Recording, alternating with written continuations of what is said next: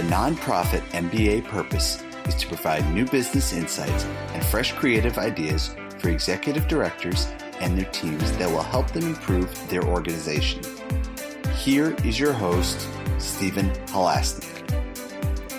Welcome, everyone. My name is Stephen Halasnik, and I will be your host for today's Nonprofit MBA podcast. I am, for those of you who don't know me, I am co-founder of Financing Solutions.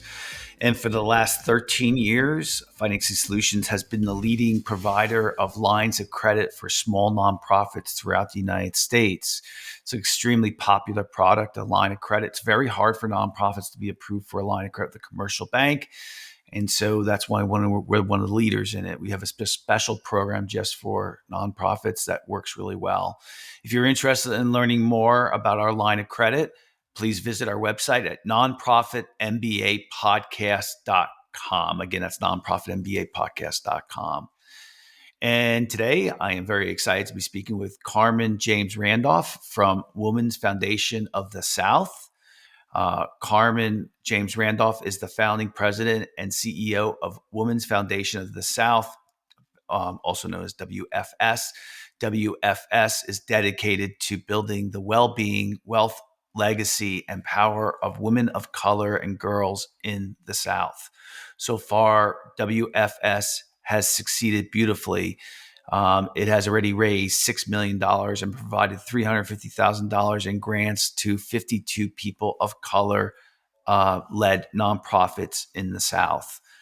It is founded by and created for women and girls of color in the South, and WFS boldly revolutionizes gender and racial justice in the southern parts of the United States and beyond. Over the course of her 25-year career in philanthropy, Carmen has worked hard to successfully galvanize funders, donors, policymakers, and grassroots activists to forever change lives, systems, and communities for good. Carmen, welcome to today's Nonprofit MBA podcast. Thank you so much, Stephen. It's a pleasure to be here. In general, the $6 million that you have raised, where does that money typically come from? Well, first, let me say that WFS was not created and launched with a large gift from an individual donor or from a corporation, like a lot of foundations. Instead, we're building this foundation from the ground up. And our first $100,000 came from Black women working in the field of philanthropy who agreed to, one, give of their own treasure, two, challenge their institutions to match their gifts, and then three, ask their allies and colleagues and other philanthropic entities to give. So that first $100,000, it paved the pathway and leveraged larger institutional support. So we have gotten large grants from national foundations as well as regional foundations. And we even received our first transformative gift from Pivotal, which was founded by Melinda Gates. So I would say our institutional partners by far are the folks who are giving at this moment the largest gifts to the foundation. And in addition to that, we do have a growing base of donors. Gotcha. Okay. Well, thank you for sharing. So today's topic, what we're going to be covering is how to now creatively engage donors to offset the changes in corporate giving. So, this topic, just to start off with, there has been large changes in corporate giving. I would say so. And I think that this is a change really throughout the philanthropic sector, but especially as you look at corporations that, especially following the murder of George Floyd, made incredible commitments and promises to beef up their support and even give more dollars for what either was called diversity, equity, and inclusion work, or to support more people of color through its philanthropic giving. And now, with the SCOTUS decision to repeal affirmative action, that is really the moment that has called into question priorities around support for um, minorities, for specific groups, especially those if you were to identify them based on race. So there are there's some changes afoot throughout the corporate sector in terms of how different companies will respond in terms of their diversity, equity, and inclusion um, practices. For some, they've developed whole departments, whole funding streams, and what have you around it. And it's now, where do those dollars go, or how do they deploy them in a way that is in line with where um, the legislation is, or shall I say, how people are looking at that decision that dealt with college admission and applying it to other fields, especially in terms of either the nonprofit field or even the field of grant making. So let me test my understanding here. It, corporations are not donating as much money to this sector, or no, not just a sector, but overall than they used to. Is that correct? Yes, what I'm saying is that, especially with the repeal of affirmative action, corporations are now some are questioning the dollars that they had designated to support people of color or Black-led organizations or diversity, equity, and inclusion work, whether it focused on people of color or LGBTQ, IA community. You know, now the use of these funds has been called into question, and as a result there has been some retrenchment. Okay. Cool. Thank you for sharing. I didn't know. Um, so I guess now what you're trying to do is make up for that with, engaging donors. And I guess that would be, when we're talking about that, it would be individuals who are, you're trying to really pick up the slack there and to engage donors. Is that fair to say? Yes, it's fair to say. I think this is a moment that is calling on the field of philanthropy, whether you're talking about institutions that make grants for these purposes, and for individuals as we are supporting efforts with our philanthropic giving, to think about how our values are aligned with our giving, and what lifts up as the most important strategy for us to support at this time. So I would say yes, this is something that has had an impact, where you have foundations asking the question, where will we stand on supporting diversity, equity, and inclusion? Where will we stand with regard to prioritizing racial justice work or racial solidarity, or as it often impacts our work, as we look at gender and racial diversity, where will we stand in terms of our support of those initiatives? Was there an inflection point where you were going after dollars from corporations and then it just completely changed, or was it that it was never really there anyway, and you were getting money from individual donors anyway, and that's where you just have been focusing your efforts? And is uh, No, there was a definite inflection point, and that um, inflection point came, as I said, from affirmative after, action? Yeah, yeah, after the yeah. affirmative action decision. Wow. Um, WFS, as well as many other nonprofits, have who are similar, who have a mission to support people with a lens for a priority around race. So, supporting those who are most deeply impacted by lack of access to capital for us would mean that we prioritize women of color and prioritize nonprofits that serve women of color. And WFS, like other entities, has had to take a very close look at legally how we are operating, making sure that we are operating within the of course the bounds of the law, and also with limited risk for litigation. And this is in a time where you have the Fearless Fund, which has been unduly attacked for making grants to uh, founders, people who are starting businesses and who are also Black women.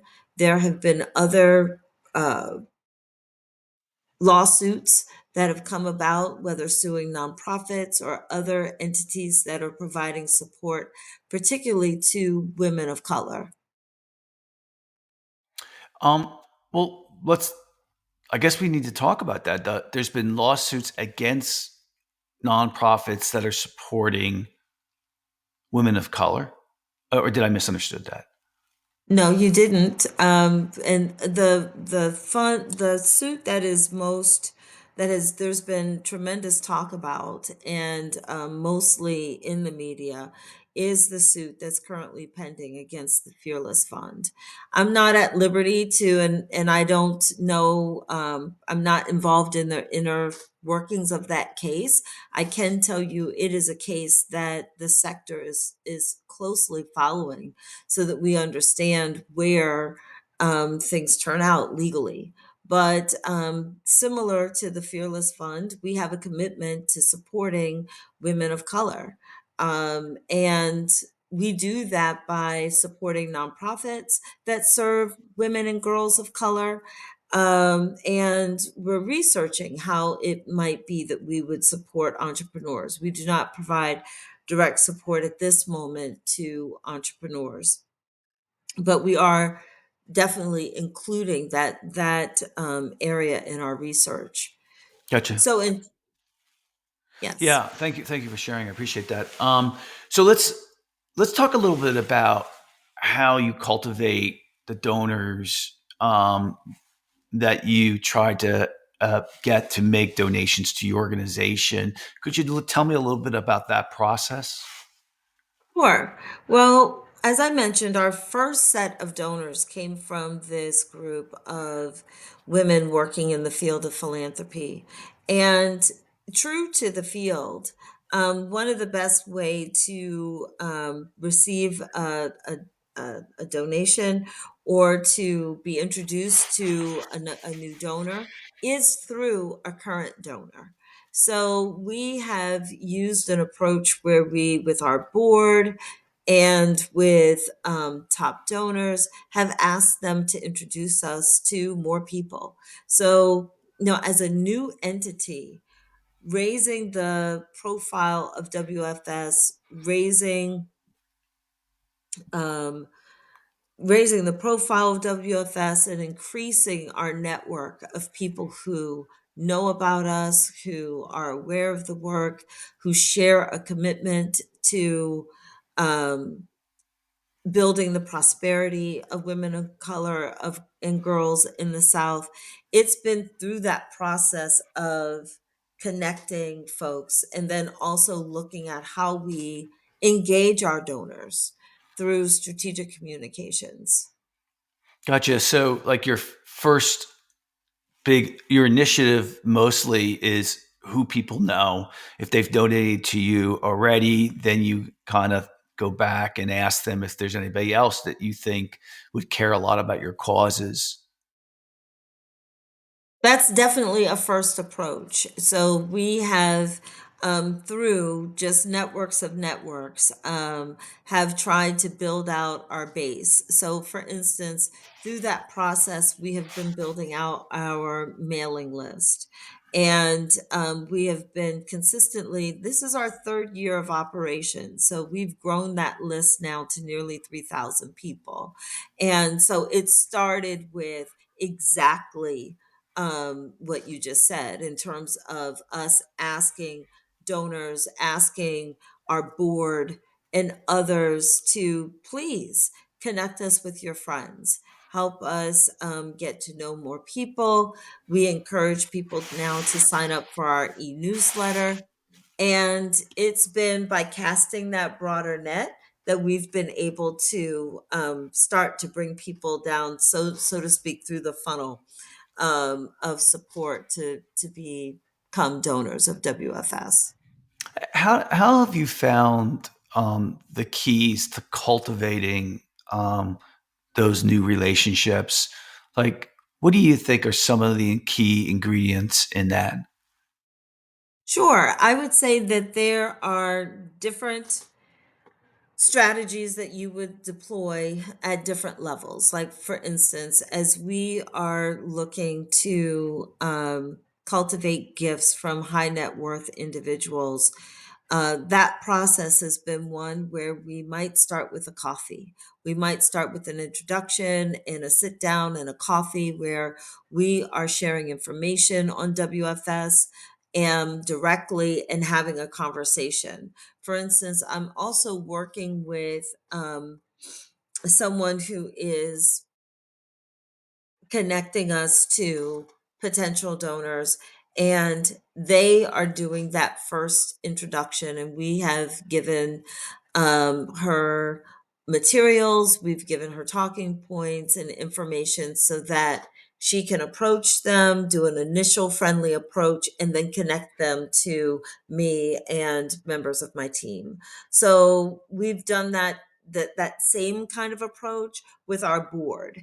And we have gone through training our board, and we're about to do another training of the board to look at training them on their role as ambassadors, as door openers, and how they connect us to individuals and participate in those conversations.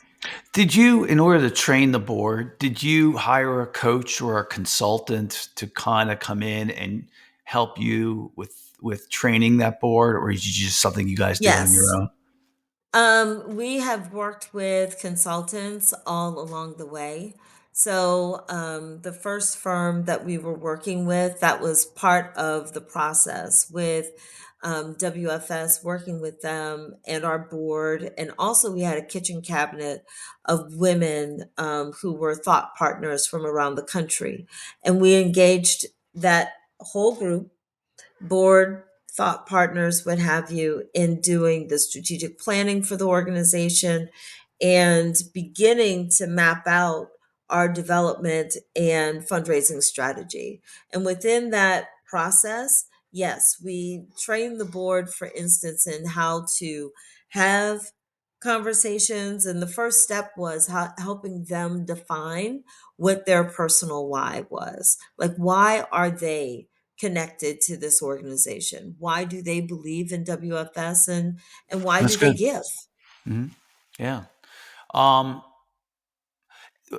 what most often, what is the reluctance that people have on the board to go talk to their friends or talk to others? Well, I think that their overall, I think, can be a shyness or just a reluctance to start the process. A lot of people are uncomfortable asking for money or asking individuals. I mean, it depends. Some people have an interesting relationship with money. We all have different relationships with money, and for some, asking for support, asking for resources is more difficult than it is for others. And going through this process to help people feel comfortable with how to make an approach, what to say. What we have found to be most helpful is to provide our board with as much information as possible. We give them plenty of talking points. We have a lovely one pager on the organization. We provide them links to our videos and research so that they have tools at their disposal to talk about the organization and to be sure that they hit those, like the five highs or the five points in an elevator speech if they're doing the whole thing. But mostly, when we have board members involved in that process, it is as that initial door opener and ambassador, and they know very well that they can confidently turn over the conversation or make the intro and turn the conversation over to me or my staff. Well, what have the people on the board said to you, like, or you can infer it too? That's fine. That the other than the hardest part being is making that phone call or starting it off. What are the major objections that someone might give them that you've had to kind of coach them on how to handle? Well, I would say one, first, our board has been tremendously successful. So we have 100% board giving. And in terms of the board making entree to new funders, whether they're institutional funders or corporate funders or individuals, leveraging their relationships, they've been very successful. So we've had a small board, our initial board landed, our initial help to land our initial institutional donors, which combined with that $100,000, we were able to open our doors with 1.3 million. And the board played a major part in leveraging that $1 million plus. So the board, for the most part, has been successful. And I would say the biggest challenge that we faced or that they faced initially, and as we bring more ambassadors into our circle, is that WFS is new. This is a new entity. This is we are not tried and tested yet. Not fully. I mean, I think that we've done quite a bit to grow within the last 3 years, but they're talking about a new entity. They're talking about new leadership and new work that's happening in the South. So it is the selling and the educating on all these things new. I think that is the biggest challenge versus is it difficult to do it at all? Have your any of your donors ask for results of their money and where it's gone, and what are the things that you've kind of showed them to kind of prove that their money is being spent wisely? Two things. One, we do a donor engagement survey every year. So we do that in the spring. I'm sorry, not in the spring. We do it in early summer. We prepare it in the spring, but donors receive it in the summer prior to Black Philanthropy Month.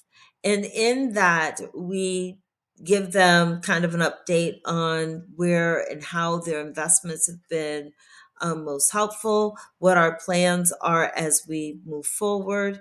And we ask them, questions about what they would like to see, how they would like to be involved, and what concerns or where they feel most passionate about how they would like to see dollars activated within WFS. So that donor connection survey is a tool that we use. We also do an annual report. We call it our gratitude report. And that gratitude report does summarize the previous year. And we give an update on what our work has been, what donors have made possible. We acknowledge donors in our gratitude report. And then we include our financials in our gratitude report. I would say so from the survey to the gratitude report. And then we have our monthly newsletter where we keep donors posted on either new grantees that we've brought on that have come online. We feature the work of our grantees. We update them on the work that we do as we are entering each state. That a program is called Woke at Rest, and we use our newsletter as a way to engage them further.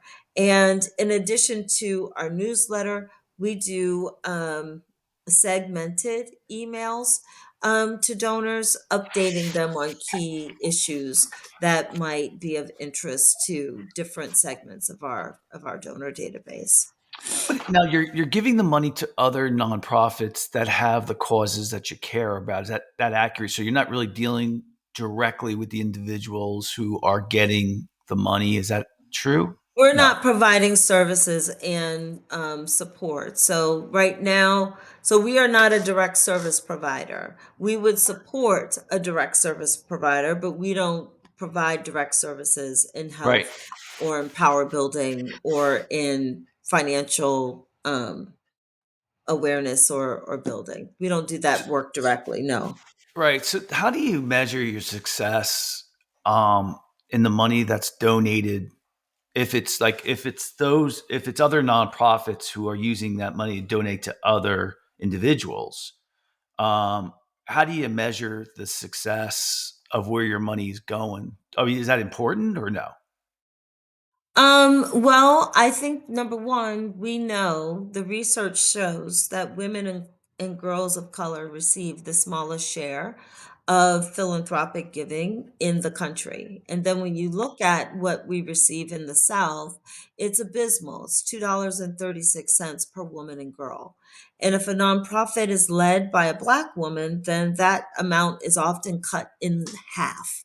So we know that these organizations are deeply resourced, I'm sorry, are deeply under resourced and challenged and constrained to accomplish the work that they set out to do.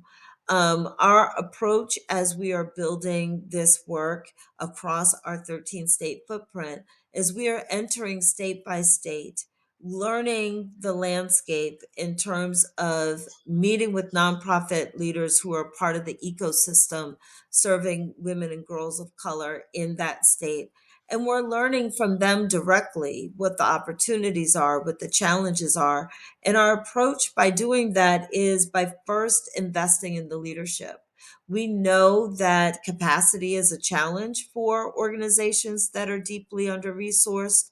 And we see a big part of starting that investment in capacity by focusing on the leadership, especially at a time when these leaders are incredibly stressed, burned out. You know, many organizations are still recovering from COVID, and just their response and their activation all through COVID. Um, and they're stressed, they're pressed, they're burned out, and we are targeting support at first to the leadership. And then what we've heard, and we do evaluate our grants, is that, and the type of evaluation we do is through surveying the and having conversations with the leadership of the nonprofits.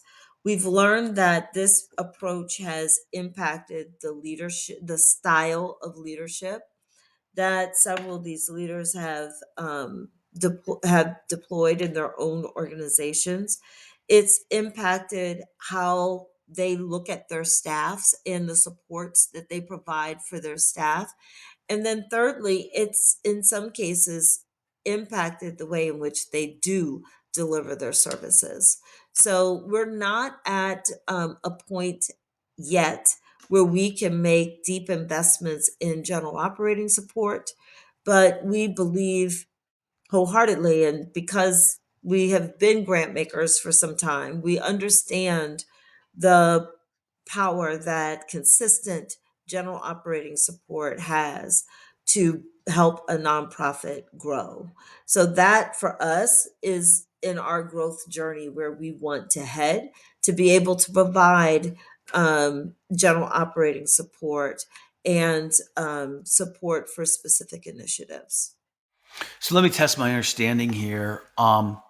If someone is listening today who is a woman of color, who is in the South running a nonprofit that helps women of color, that they should probably get in touch with you for. Um, Well, our approach as we yes, they should get in touch with us. We would love to know who they are and what their work is. We vet our right now our grant program is by invitation only, and we vet nonprofits who we support in a number of different ways. One, we talk to our funder colleagues in those states. So we talk to whether it's the Women's Fund, we talk to any national foundations who are also giving in those states, as well as regional partners. And we ask them not only who can they fund, but also who can't they fund. So an example there would be we have supported organizations that are fiscally sponsored, but there are foundations who do not support fiscal sponsorships. So we ask them about their awareness of who's doing the work in community, who is, whether it's in the areas of health or economic prosperity or power building or leadership. We ask them who's doing this work.